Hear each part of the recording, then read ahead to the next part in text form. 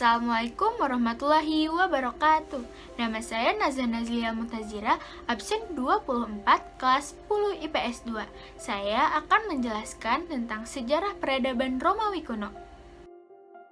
Peradaban Romawi kuno oleh Nazah Nazlia Muntazira, kelas 10 IPS 2. Romawi kuno. Romawi kuno adalah sebutan bagi peradaban bangsa Romawi, mulai dari berdirinya kota Roma di Jazirah Italia pada abad ke-9 Pra-Masehi sampai dengan runtuhnya Kekaisaran Romawi Barat pada abad ke-5 Tarikh Masehi.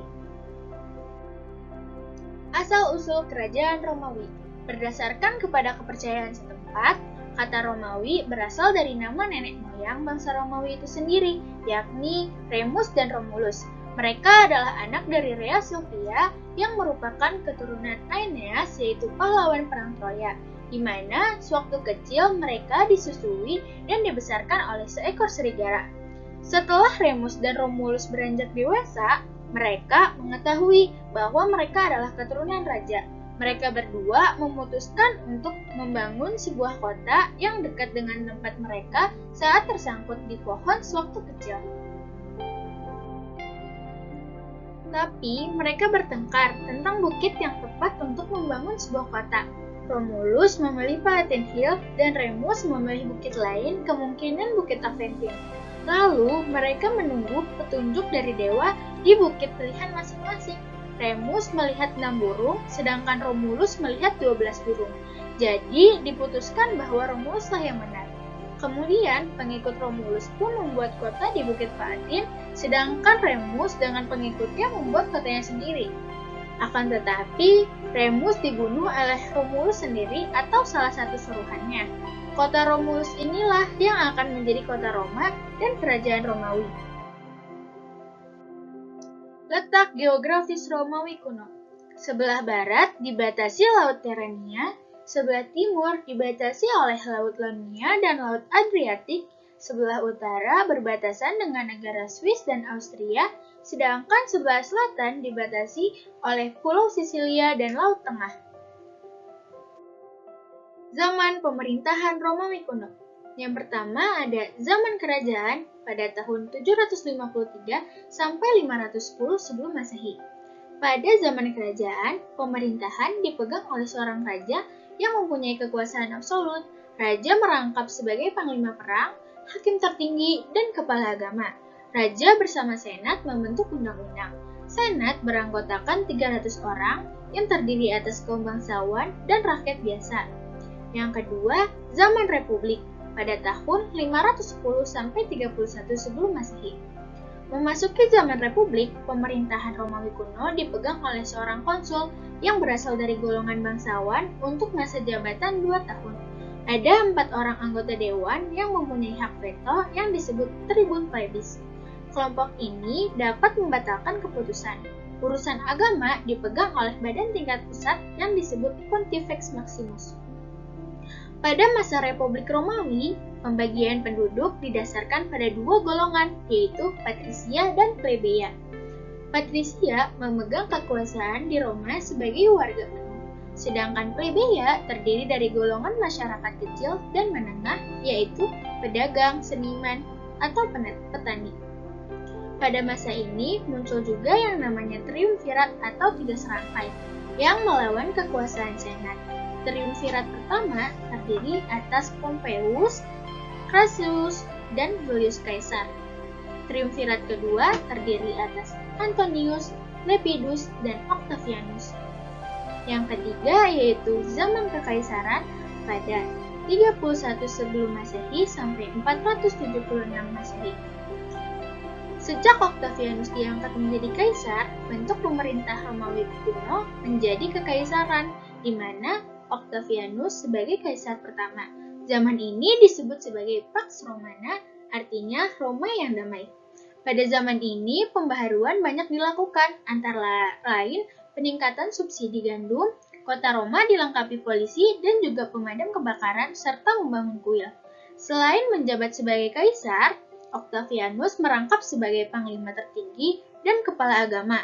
Dia dianggap sebagai keturunan dewa sehingga diberi gelar Augustus yang artinya yang amat mulia. Untuk menghindari perpecahan pada tahun 395 Masehi, Kaisar Theodosius membagi Romawi menjadi dua, yaitu Romawi Barat, ibu kotanya di Roma, dan Romawi Timur, ibu kotanya di Konstantinopel. Namun, bangsa ini akhirnya harus hancur. Romawi Barat hancur akibat serangan bangsa Odoaker, sedangkan Romawi Timur hancur akibat serangan Turki Utsmani.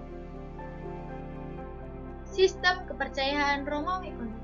Ketika kerajaan Romawi berdiri, kepercayaan masyarakat masih bersifat animisme. Animisme adalah kepercayaan dan pemujaan terhadap roh. Peradaban Romawi juga mendapat pengaruh besar dari peradaban Yunani, termasuk kepercayaan yang bersifat politeisme. Bangsa Romawi juga menyembah dewa-dewa bangsa Yunani, namun namanya disesuaikan dengan nama-nama Romawi seperti Zeus menjadi Jupiter, Aphrodite menjadi Venus, Aries menjadi Mars, Poseidon menjadi Neptunus, dan sebagainya. Perkembangan iptek bangsa Romawi kuno. Kemajuan di bidang pengobatan. Bangsa Romawi pertama kali mempelajari ilmu pengobatan dari bangsa Yunani. Faktanya, sebagian besar dokter Romawi berasal dari Yunani atau merupakan keturunan Yunani. Sebagaimana bangsa Yunani, bangsa Romawi percaya pada 4 cairan, yaitu empedu hitam, empedu kuning, lender, dan darah. Dan metode pengobatan dengan cara pengeluaran darah. Kemajuan di bidang angka Romawi kuno. Bilangan Romawi adalah nomor-nomor yang berasal dari Romawi kuno. Sistem penomoran ini menggunakan simbol-simbol untuk melambangkan angka numerik atau sebuah bilangan. Dalam penulisannya, angka Romawi menggunakan 7 simbol, yaitu 11, V5, X10, L50, C100, D500, dan M1000. Dengan sistem penulisan seperti ini, anak-anak Romawi mengalami kesulitan ketika melakukan perkalian, pembagian, atau penambahan angka dalam jumlah besar. Tapi, sejak munculnya angka modern, angka Romawi sudah tidak banyak digunakan. Salah satu penyebabnya adalah karena tidak ada angka 0 pada angka Romawi. Hal ini dianggap dapat menyulitkan bagi perkembangan sistem matematika. Kemajuan di bidang pemanfaatan energi geotermal. Peradaban Romawi kuno telah memanfaatkan energi panas bumi untuk memenuhi kebutuhan energi mereka. Energi panas bumi berasal dari gunung berapi Vesuvius yang kemudian memanaskan air di sekitar wilayah tersebut. Panas tersebut kemudian digunakan untuk berbagai hal, di antaranya ialah untuk pemandian air panas, hidrolik, kebutuhan medis, dan lainnya. Kemajuan di bidang saluran air gravitasi bumi. Bangsa Romawi kuno juga mengembangkan saluran air yang memanfaatkan gravitasi bumi. Hal ini dilakukan untuk mengalirkan air ke seluruh wilayah Romawi. Selain digunakan untuk mengalirkan air, seluruh air gravitasi tersebut juga dipakai dalam berbagai kegiatan masyarakatnya, di antaranya untuk roda air, hidrolik, penghancur biji besi, dan lain-lain. Kemajuan di bidang saluran pembuangan. Di kota-kota besar, orang-orang seringkali sakit karena meminum air yang telah terkontaminasi oleh kotoran manusia. Untuk menyelesaikan masalah ini, banyak kota di Romawi yang membangun akuaduk untuk menyediakan air bersih dan perbukitan di sekitar kota. Pemerintah juga membangun jamban umum dan saluran pembuangan untuk mengalirkan kotoran dan membuangnya ke sungai. Ada juga toilet umum yang memiliki jamban untuk banyak orang sekaligus. Beberapa saluran pembuangannya masih dipergunakan hingga saat ini. Kemajuan perekonomian Romawi kuno. Perkembangan perekonomian Romawi mengalami kemajuan saat pemerintahan Kaisar Octavianus. Perdagangan berkembang pesat. Romawi juga menjalin hubungan perdagangan dengan daerah-daerah yang berada di sekitar Laut Tengah dan bangsa Cina. Masyarakat Romawi juga telah mengenal uang sebagai alat tukar dalam perdagangan. Dengan demikian, sistem perekonomian masyarakat Romawi telah mengalami kemajuan. Peninggalan-peninggalan Romawi kuno. Ada kuil Zeus, kuil Jupiter, Pantheon,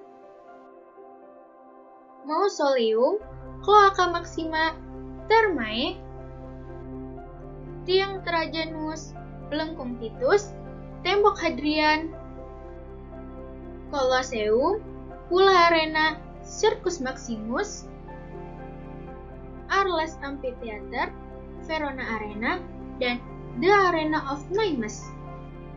Demikian penjelasan terkait sejarah peradaban Romawi kuno. Mohon maaf apabila ada salah kata. Wassalamualaikum warahmatullahi wabarakatuh.